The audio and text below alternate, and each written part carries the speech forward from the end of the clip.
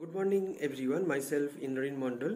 Today I will discuss engine transmission system part 2. Let's discuss.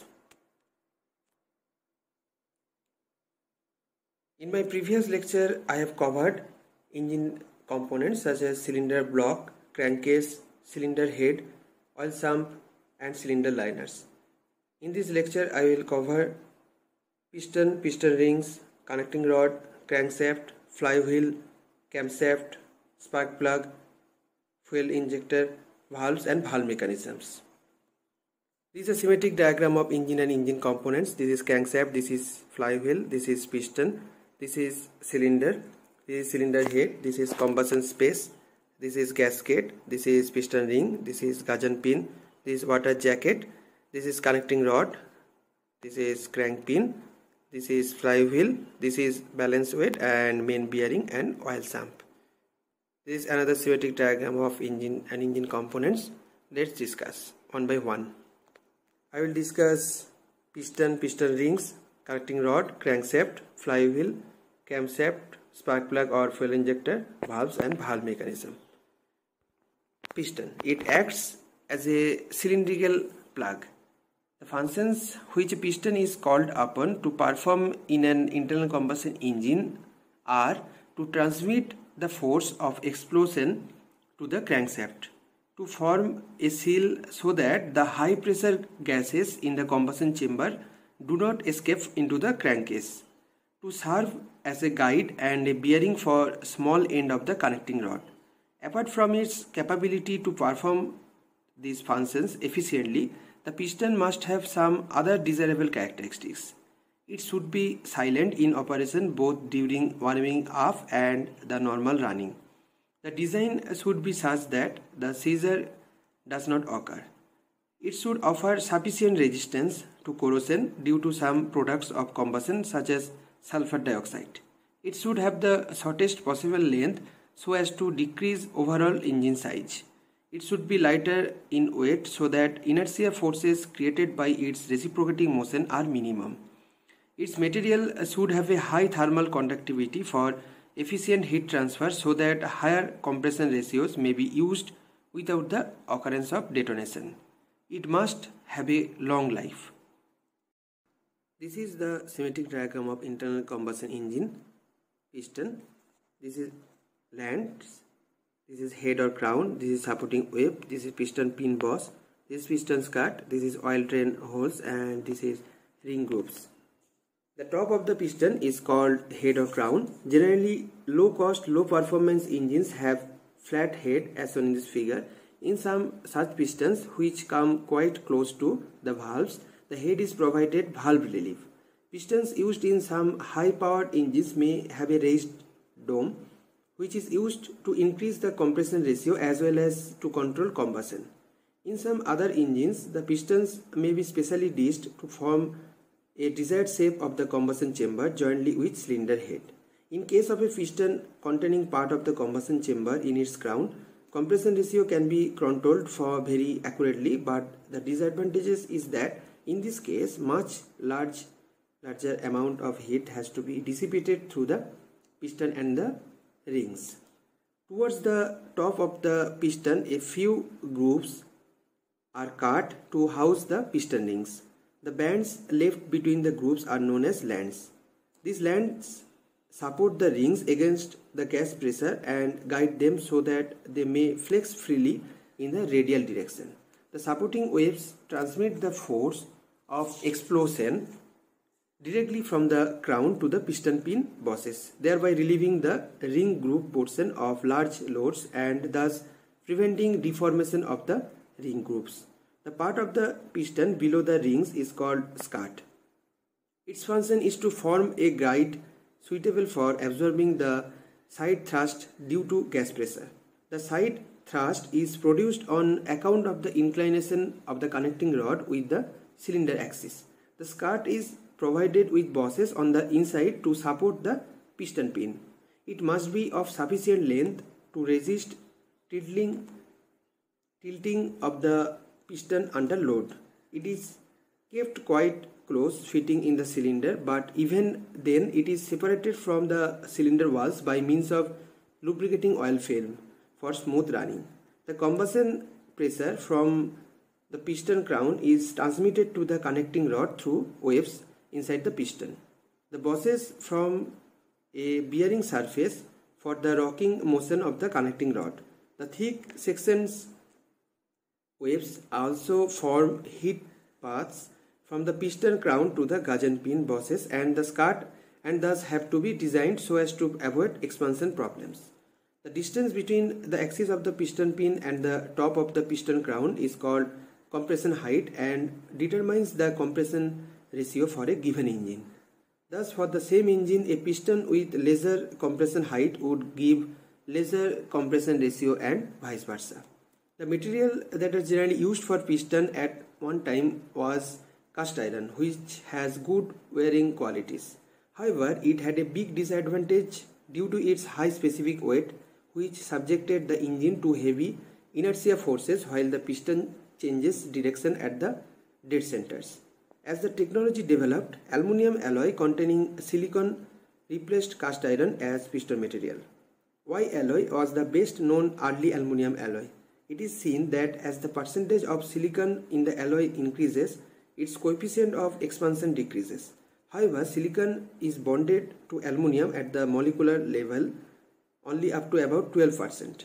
If silicon content increases beyond this level, called eutectic, it retains its distinct granular form, which reduces its strength and toughness. Presently, two alloys with silicon content 12% eutectic and 22% hypereutectic are being used, which have coefficient of expansion of 0.000021 per degree Celsius and 0.0000175 per degree Celsius respectively, compared to 0.0000245 per degree Celsius for aluminium. Aluminium alloys have two distinct advantages. Firstly, it is much as 3 times lighter than cast iron, which makes it desirable from inertia point of view. Secondly, it possesses a higher thermal conductivity, which causes it to run cool. But the aluminium alloy has its own disadvantages too. It is not as strong as cast iron, and hence thicker sections have to be used, as a result of which the weight of piston is increased. It is seen that an aluminium alloy piston in actual practice is only about 50% in weight as compared to its cast iron counterpart. Further, aluminium alloy is relatively soft, as a result of which fine particles in the lubricating oil become embedded in it. Aluminium alloy piston with fine particles embedded in it causes a sort of grinding or abrasion of the cylinder walls, thus shortening cylinder life. Another important drawback of using aluminium alloy piston for cast iron cylinders is their unequal coefficients of expansion, which causes engine slap. Because if the cold clearance is kept just sufficient, there is danger of seizure at operating temperatures, and if the cold clearance is kept large, the engine knocks or slaps when cold. In fact, the main reason of adding silicon to the aluminium alloy for making piston was only to reduce this piston slope.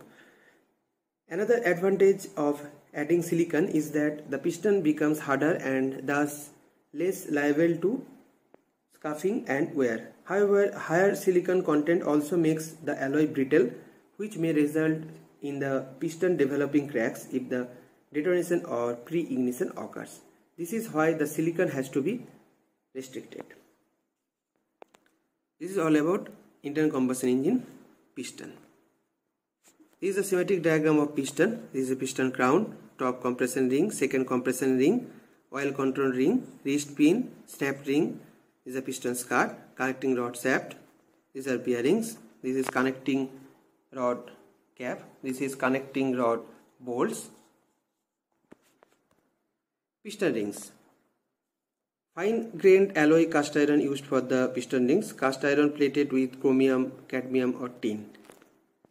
The piston rings in internal combustion engine have to perform some functions that are to form a seal for the high pressure gases from the combustion chamber against leak into the crankcase, to provide easy passage for heat flow from the piston crown to the cylinder walls, to maintain sufficient lubricating oil on cylinder walls throughout the entire length of the piston travel, minimizing the ring and cylinder wear, and at the same time control the thickness of the oil film so that satisfactory oil control is maintained.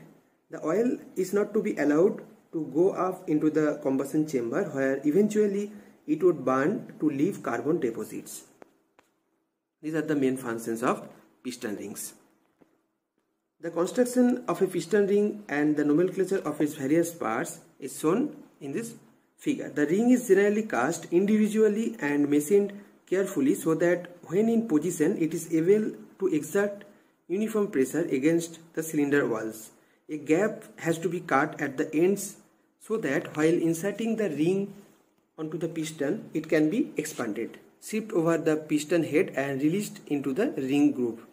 Further, the gap is almost closed when the piston is inside the cylinder, due to which the ring is able to exert pressure on cylinder walls, which is a must for sealing purpose.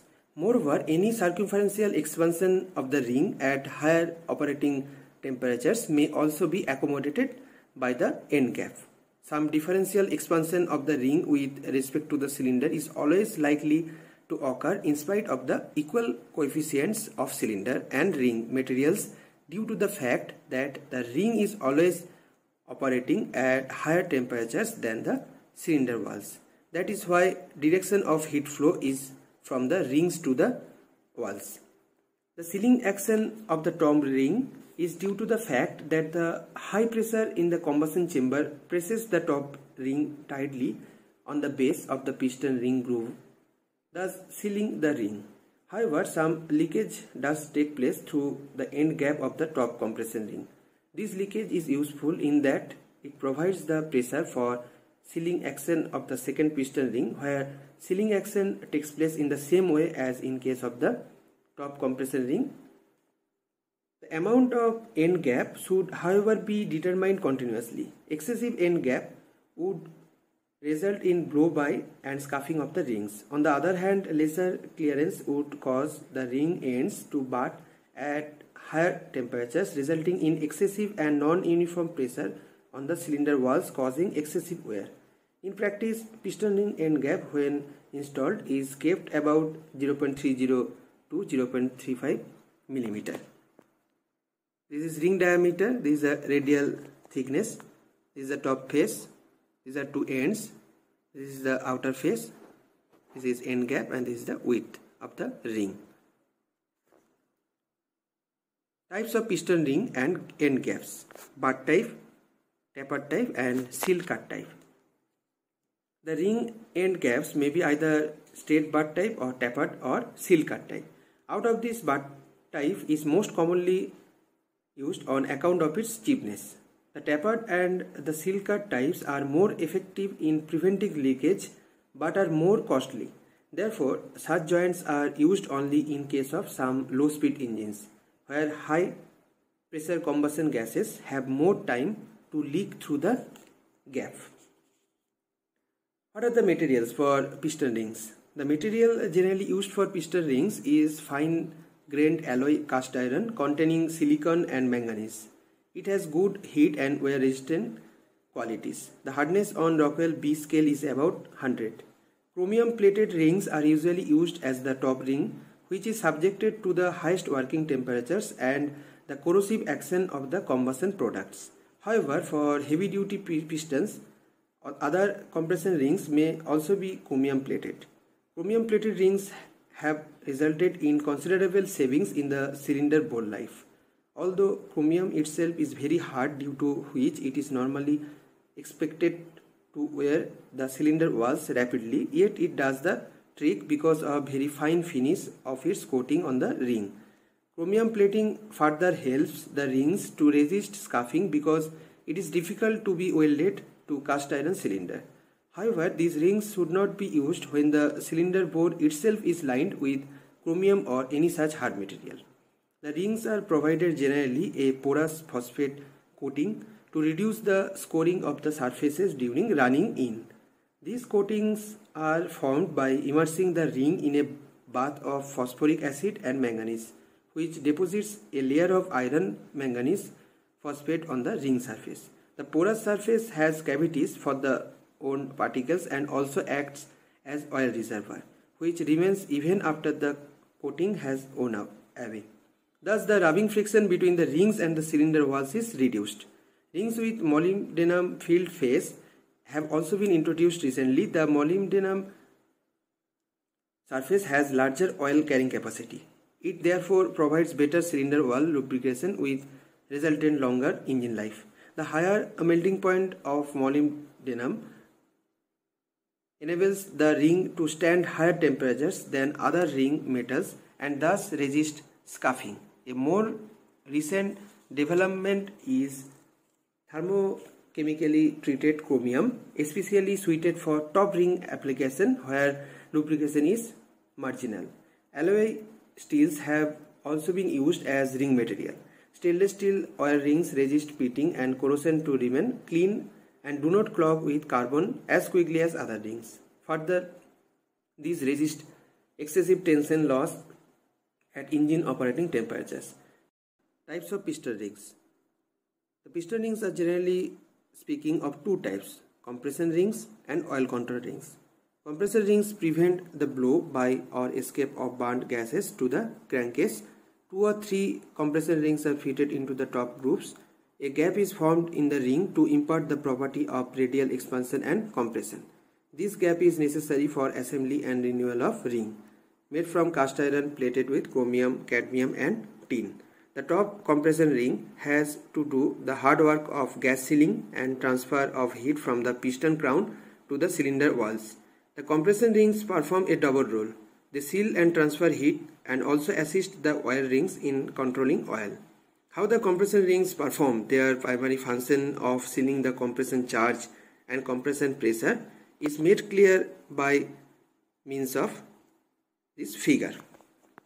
This provides when the piston is moving up during compression stroke, the pressure in the combustion chamber acts on top of the compression ring, which forces the ring against the cylinder wall.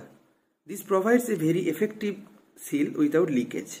However, for this, the surface finish of the ring, groove and cylinder wall must be of adequate quality. A similar situation exists during the power stroke in which the piston actuates downward. In this case, the upper ring face is flattened against the top of the ring groove. The function of the oil control ring is evident from their name. To perform this function effectively, they must prevent excessive amounts of oil from passing between the ring face and the cylinder wall, through the ring end gap and around behind the ring. To understand the action of oil control ring, consider this figure. When the piston is moving up, the lower face of the piston ring groove is pressed against the lower ring face, which makes the outer ring face to slide over the oil on the cylinder wall. While doing so, it scrapes some oil in front of it, which goes to the clearance between the ring and the groove face and hence through a number of holes in the grooves to the sump. Similarly, when the piston moves down, the sharp edge of the oil control ring scrapes the oil on the cylinder wall, the excess oil returning to the sump through the holes in the groove. The oil holes in the oil ring groove must be adequate to ensure free flow of all the scrapped oil, otherwise some pressure may build up in the groove, which would cause the oil to move up to the combustion chamber side and ultimately get burnt there. These are all about compression rings and oil rings. Next, connecting rod. The function of the connecting rod is to convert the reciprocating motion of the piston into the rotary motion of the crankshaft. A typical connecting rod is shown in this figure.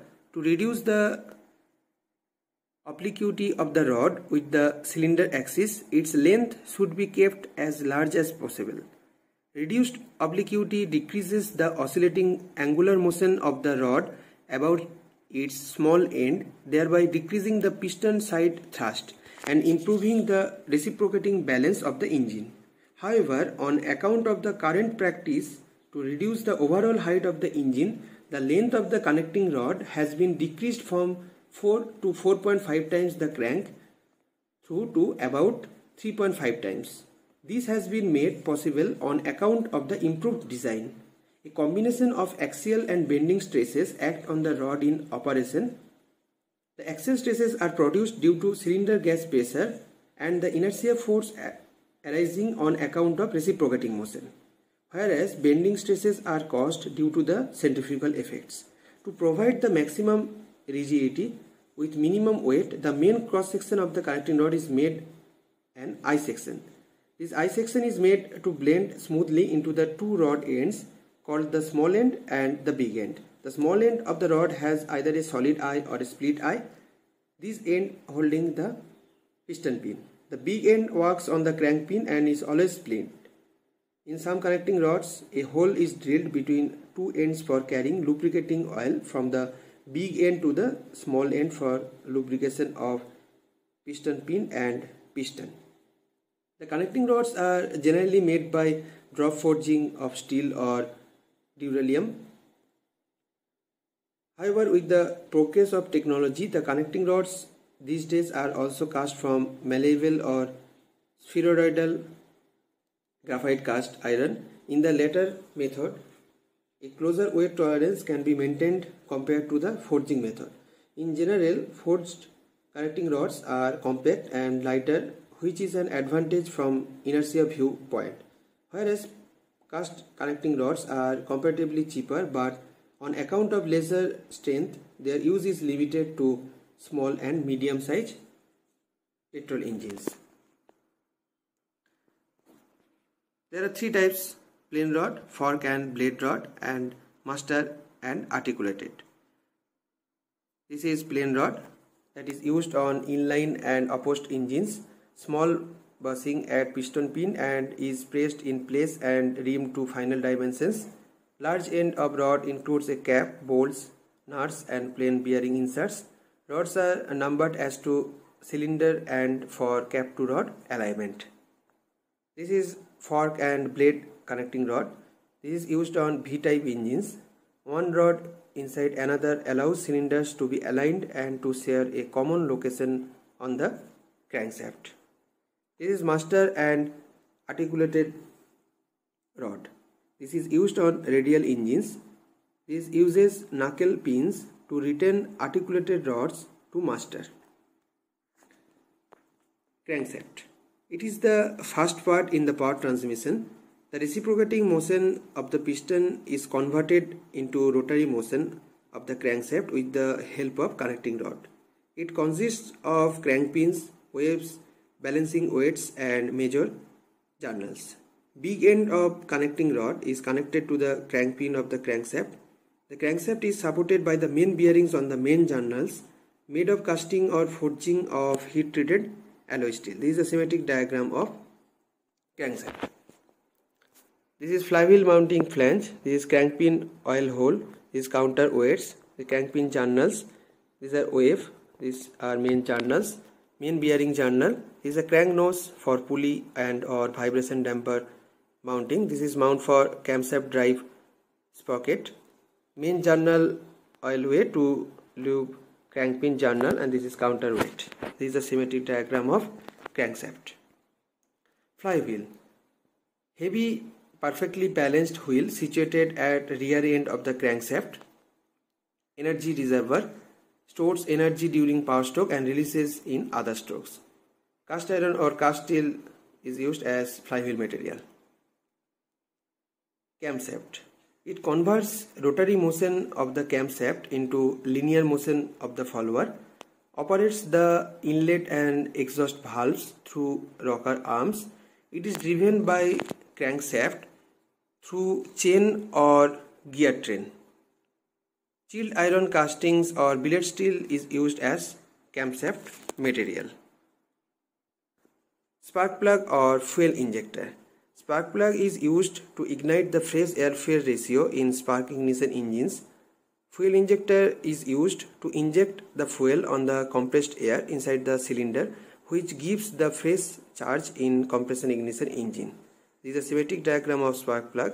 This is insulator, this is terminal, this is gasket, this is cell, this is threads, center electrode, side electrode, and this is insulator tip. Valves. To admit the air-fuel mixture in the engine cylinder and to force the exhaust gases out at correct timings, some control system is necessary, which is provided by the valves. The engine valves may be broadly divided into three main categories: poppet valve, slip valve, and rotary valve. Usually made of austenitic stainless steel, which is a corrosion and heat resisting material. Race engines use beryllium copper alloy sheets with titanium valves, 40% lighter than steel. First, poppet valve. The valves are operated by cams mounted on a camshaft. According to the location of the valve mechanisms are straight poppet valve mechanism, overhead poppet valve mechanism, and overhead camshaft mechanism. Let's discuss one by one. This is a schematic diagram of poppet valve. This is head, this is face, this is margin, this is a stem, spring retainer lock group, and this is the tip. Valve mechanisms. Straight or side poppet valve mechanism. The valve mechanism to operate the valve when it is in the engine blocks, as in L, T, and F head. First discuss T head. This is the oldest type of valve actuating mechanisms and is shown in this figure. In this, the inlet and the exhaust valves are operated by separate camshafts, which makes the mechanism complicated. Moreover, the shape of the combustion chamber provides poor combustion and low engine performance, due to which this type of mechanism is obsolete. This is single row side valve mechanism, that is L head type. In this, the inlet and exhaust valves are all arranged in a single row and operated from the same camshaft. This method was once quite popular on account of some advantages. What are the advantages? Low engine height, quiet operation, low production cost, and ease of lubrication. This mechanism is, however, no more in use because it was found to be very inefficient on account of the complicated shape of the combustion chamber, which is more prone to detonation. There were also restrictions of space on the size of inlet valves that would be used. Moreover, difficulties were experienced in cooling the exhaust valves. This is the valve face setting angle, that is 4 degree. Overhead poppet valve mechanism, that is I and F head design type.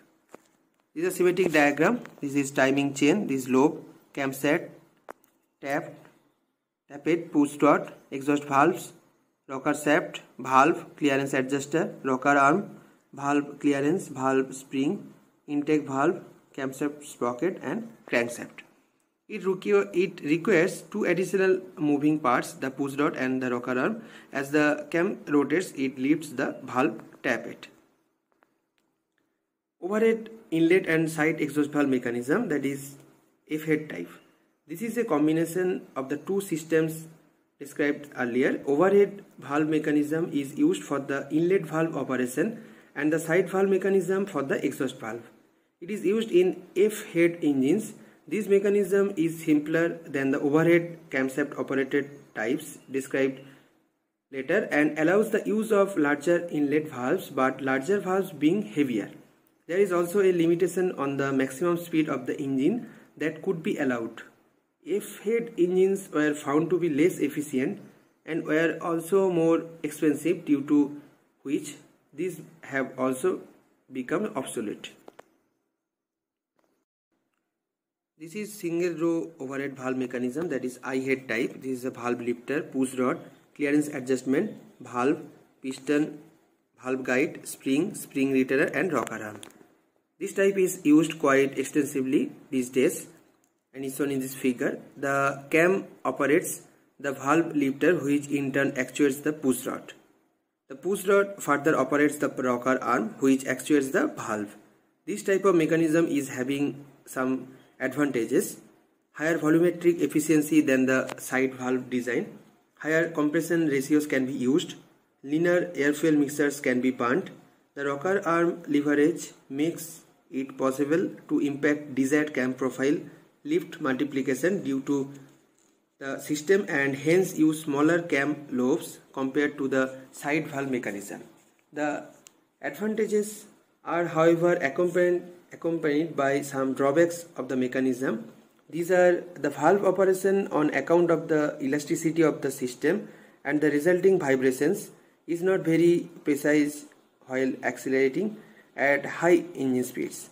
Larger valve lifter clearance are required, noisy operation, greater maintenance required due to more wear and more joints. This is all about single row overhead valve mechanism. Overhead camshaft mechanism. The valve operating mechanisms with overhead single or double camshafts are highly efficient. However, with this considerably more lubricating oil is needed to flat the cam profiles as compared to the overhead valves operated by side camshafts. Moreover, they have the disadvantages of higher initial cost. From this figure, it shows single row valves operated by a single overhead camshaft and an inverted bucket type follower.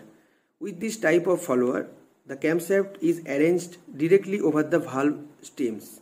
This type of mechanism is direct and very rigid so that valve movement follows precisely the designed cam profile lift.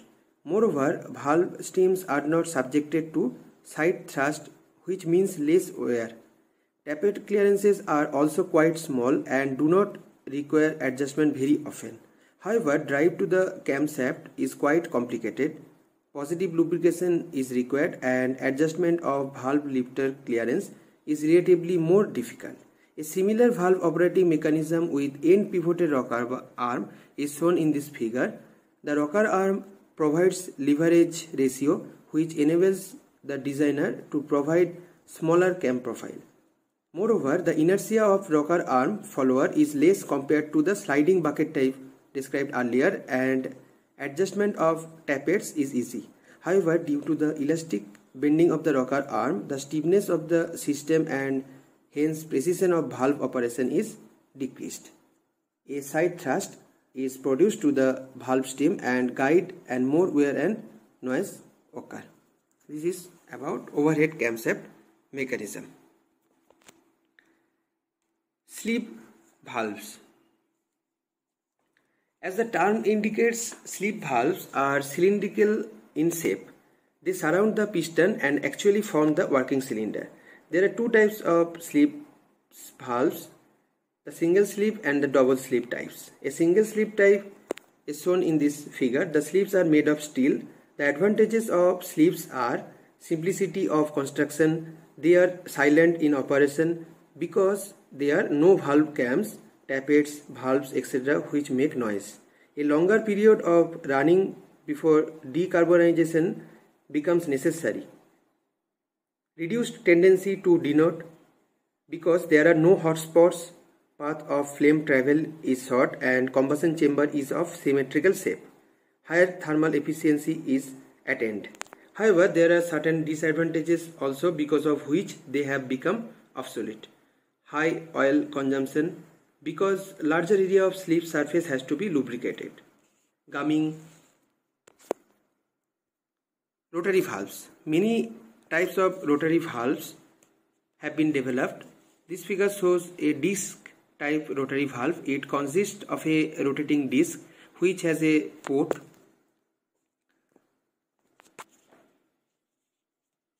While rotating, it communicates alternately with inlet and exhaust manifolds. The main advantages of rotary valves is their uniform and noise-free motion. However, there are many difficulties in pressure sealing. Economical valve lubrication is another problem.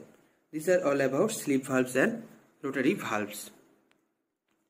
From this video lecture, you will get knowledge of piston rings, connecting rod, crankshaft, flywheel, camshaft, spark plug or fuel injector, valves and valve mechanism. If you want to get more videos, please like, share and subscribe my channel. Thank you.